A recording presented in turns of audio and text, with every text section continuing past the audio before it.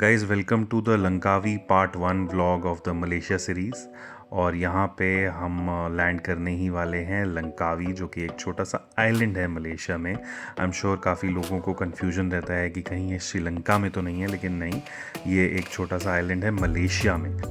और कुआलालंपुर से लंकावी की रिटर्न फ़्लाइट्स की हमारी कॉस्ट थी 8,000 रुपीज़ पर पर्सन, जिसमें कि 15 केजी बैगेज भी इंक्लूडेड था। और ये फायरफ्लाई एयरलाइंस की कॉस्ट थी हमारी। और लैंड होने के बाद हमारा नेक्स्ट स्टेप था होटल पहुंचना, लेकिन ग्रैब बुक करने से बेटर है, हमने सोचा एक कार रेंटल कर लेते हैं। और कार रेंटल इजीली हो जाती है लंकावी में, और आपका इंडियन ड्राइविंग लाइसेंस चलता है यहाँ पे, तो कोई प्रॉब्लम नहीं होती। और कार रेंटल हमने जो करी वो करी पेरोडुआ बेजा, जो कि काफ़ी अच्छी कार है और होंडा सिटी के कंपैरिजन में आती है, जिसमें काफ़ी स्टोरेज स्पेस था बूट में। और ये हमें पड़ी थी 75 रिंगिट्स पर डे, तो हमें 4 दिन के लिए चाहिए थी, which was a very good deal.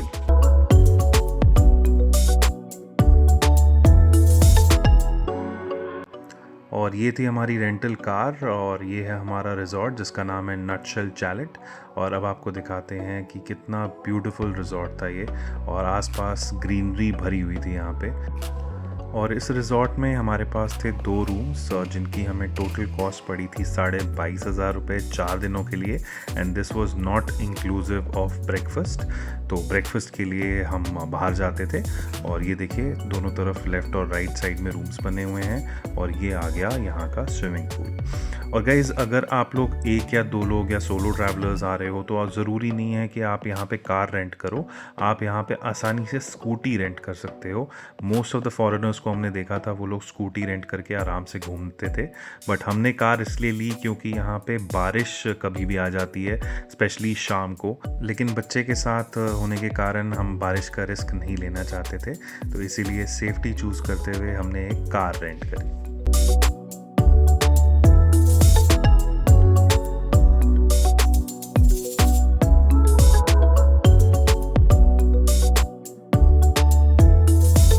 Guys, Langkawi हम जब घूमने निकले तो हमारा पहला डेस्टिनेशन था यहाँ का मोस्ट फेमस ओरिएंटल विलेज, जहाँ पे यहाँ की स्काई कैब या फिर स्काई ब्रिज तक ले जाने वाली केबल कार भी लोकेटेड है। तो इस ओरिएंटल विलेज से होते हुए हमें अंदर जाना पड़ता है, जहाँ पे आपको स्काई कैब की टिकट्स मिलती हैं। और फिर इस केबल कार से आप माउंटेन टॉप पे जाते हैं, जहाँ से आपको लंकावी के ब्रेथ टेकिंग व्यूज़ मिलते हैं। और यहाँ पे अलग अलग केबल कार के अलग अलग रेट्स होते हैं और पैकेजेस होते हैं। हमने स्टैंडर्ड वाली केबल कार चूज़ करी थी, जिसका कॉस्ट हमें अप एंड डाउन का पड़ा था 85 रिंगिट्स पर पर्सन, और टोटल 4 लोगों का हमें 340 रिंगिट्स पड़ा था। एंड आप चाहो तो स्काई वॉक का भी अलग से टिकट परचेज़ कर सकते हो।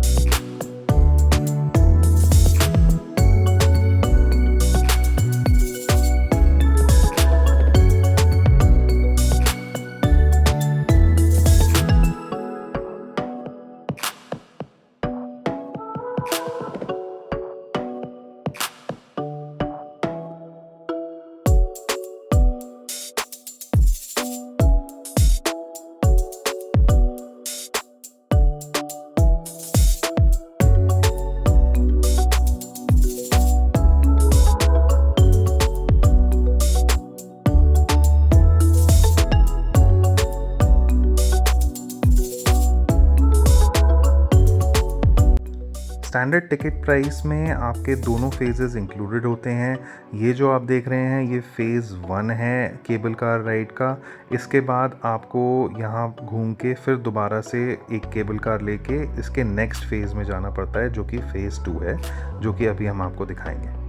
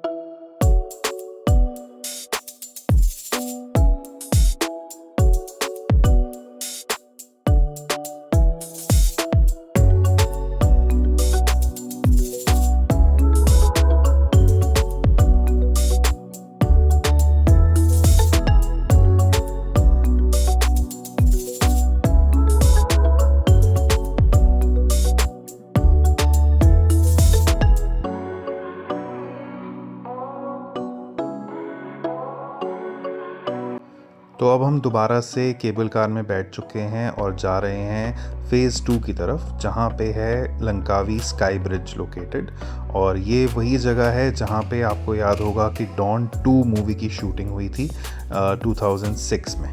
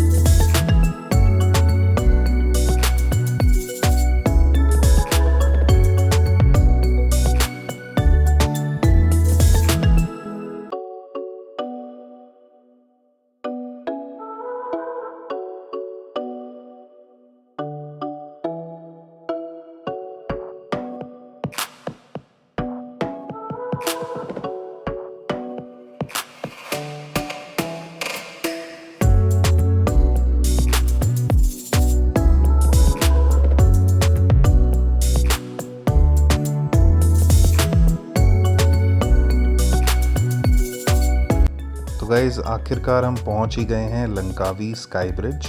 और यहाँ पे मैं और मेरी वाइफ ही आ पाए, बाकी लोग नहीं आ पाए, क्योंकि यहाँ पे आने के लिए आपको काफ़ी सारी स्टेयर्स नीचे उतरनी पड़ती हैं और फिर दोबारा ऊपर भी जाना होता है। और जो लोग स्टेयर्स से ऊपर नीचे नहीं कर सकते उनके लिए इन्होंने एक इंक्लाइंड लिफ्ट भी लगा रखी है, जो कि अलग से चार्जेबल है और जिसका प्राइस आता है 10 रिंगिट्स पर पर्सन फॉर 1 वे। और इस मेस्मराइजिंग लोकेशन पे बहुत सारी वीडियोस और फ़ोटोज़ खींचने के बाद अब वक्त हुआ हमें वापस नीचे जाने का और अपनी नेक्स्ट डेस्टिनेशन की तरफ आगे बढ़ने का।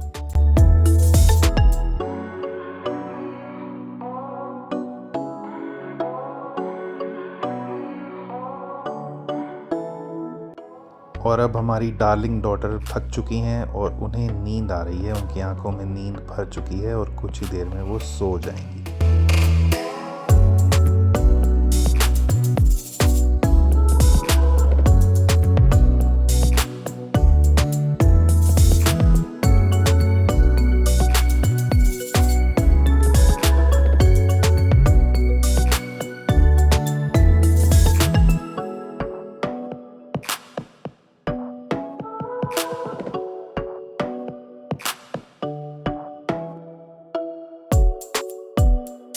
और लंकावी स्काई कैब और स्काई ब्रिज घूमने के बाद अब वक्त हुआ क्रोकोडाइल एडवेंचर लैंड घूमने का। और यहाँ पे हम आए थे बहुत डिफरेंट टाइप्स के क्रोकोडाइल्स देखने। हालांकि ये बच्चों के लिए जगह ज़्यादा सूटेड है, बट क्योंकि हमारे पास और कोई ऑप्शन नहीं था तो हमने सोचा ये प्लेस भी एक्सप्लोर किया जाए। और आइए आपको दिखाते हैं ये डिफरेंट टाइप्स के क्रोकोडाइल्स।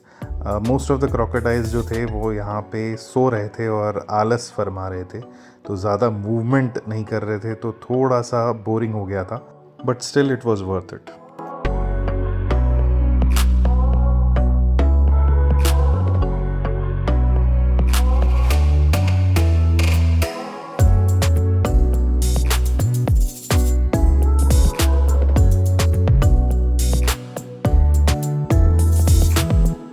और ये देखिए हमारा छोटा सा क्रोकोडाइल भी आलस फरमा रहा है, सो रहा है बाकी क्रोकोडाइल्स की तरह। और यहाँ पे ये महाशय स्नान कर रहे हैं, शायद इनको गर्मी बहुत ज़्यादा लग रही होगी, इसीलिए इनको यहाँ पे स्नान कराया जा रहा है।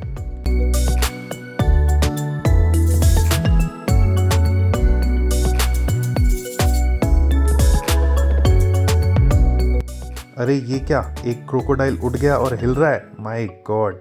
फाइनली कुछ मूवमेंट तो दिखी है क्रोकोडाइल में।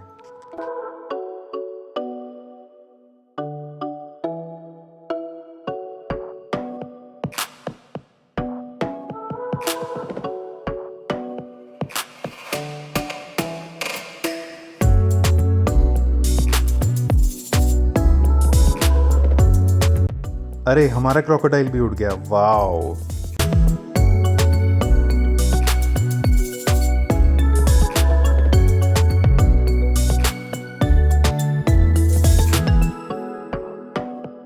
और यहाँ क्रोकोडाइल्स के बीच 1 आध घंटा स्पेंड करने के बाद वक्त हुआ हमारे यहाँ से वापस अपने रिजॉर्ट की तरफ निकलने का।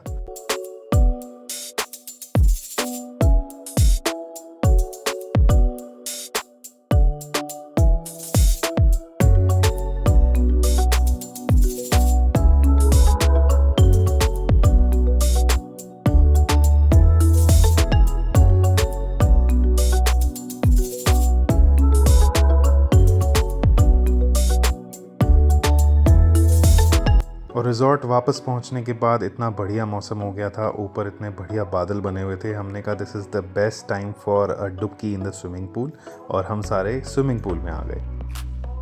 और हमारे स्विमिंग पूल में आने की टाइमिंग बहुत ही लाजवाब थी, क्योंकि अब से ठीक आधे घंटे बाद यहाँ बहुत ज़ोरों की बारिश हुई और मौसम बदल गया।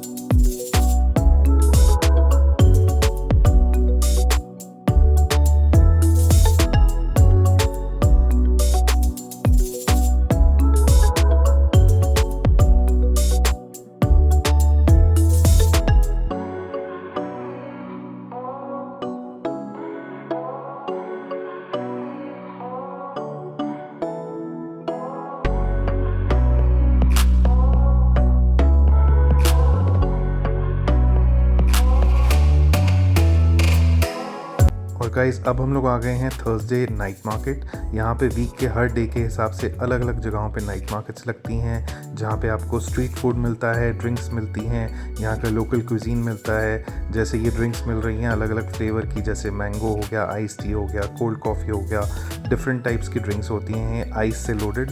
और बाकी चीज़ें यहाँ पे जो हैं वो मोस्टली नॉन वेज थी, तो हमने और कुछ ट्राई नहीं किया, बस हमने थोड़े से जूसेस लिए और यहाँ का एक्सपीरियंस लिया और फिर हम आगे बढ़ गए। और जिन लोगों को नॉन वेज या सी फूड की बदबू बिल्कुल बर्दाश्त नहीं होती है, उन लोगों को मैं कहूँगा कि ये नाइट मार्केट्स अवॉइड करें, क्योंकि हमें भी बहुत स्मेल आ रही थी और हम हार्डली यहाँ 10-15 मिनट घूम के यहाँ से निकल गए।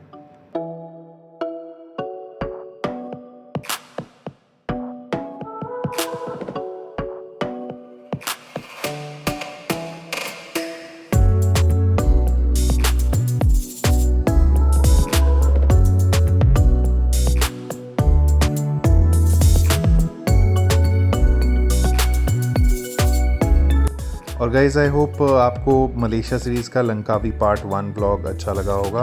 अगर हाँ तो please like, share, comment and subscribe. लोग आते हैं, वीडियोस देखते हैं, बट फिर भी सब्सक्राइब नहीं करते हैं। Please subscribe.